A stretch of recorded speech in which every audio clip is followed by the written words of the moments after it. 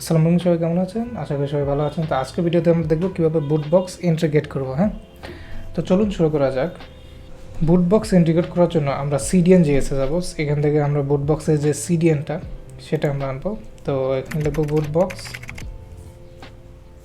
এই যে bootbox.js, এটা আমরা এভাবে কপি করে নেব। দেন আমাদের অ্যাপ ফোল্ডারে যাব, একদম নিচে আমরা পেস্ট করে দেব। সিএসএস ফাইল আমাদের দরকার হবে না, কারণ এখানে আমাদের বুটস্ট্র্যাপের যেহেতু সিএসএস অ্যাড করা আছে সেহেতু এখানে আর লাগবে না। সো এখানে দেওয়ার পরে আমাদের বুটবক্সের যেই ওয়েবসাইট সেখানে যাব, bootbox.js। সেখানে আমরা যাওয়ার পরে আমাদের এক্সাম্পলসে যাব। এক্সাম্পলের যাওয়ার পরে একদম নিচে আসব, এখানে দেখতে পাবেন যে custom dialog with button and callback. So এখানে যদি আমরা দেখি রান করে, তো এইরকম একটা মডেল আসতেছে, এরকম একটা বাটন। সো এই পুরাটুকুই আমরা কপি করে নেব। পুরাটুকু কপি করে নেওয়ার পরে আমাদের যে ইন্ডেক্স আছে সেখানে আমরা একটা সেকশন ক্রিয়েট করব।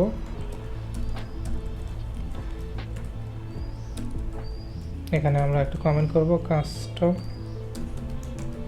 জেস, দেন এখানে আমি সেকশন স্ক্রিপ্ট এই নামে একটা সেকশন নেব।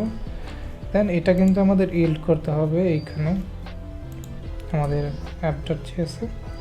সো এখানে ইল্ড করে নেব এখানে স্ক্রিপ্ট, ঠিক আছে।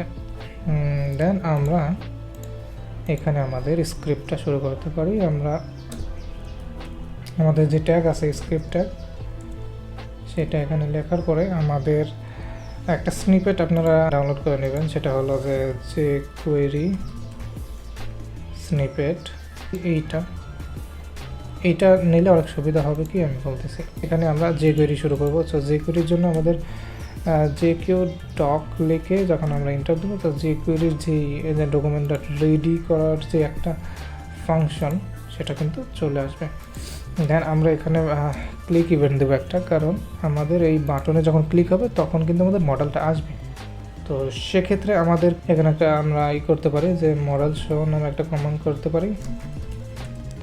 অ্যান্ড এখানে আমরা বলবো যে কেউ অন দিয়ে এখানে ডকুমেন্ট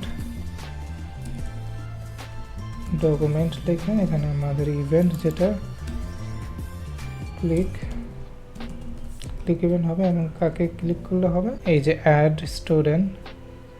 তো এইখানে আমরা একটা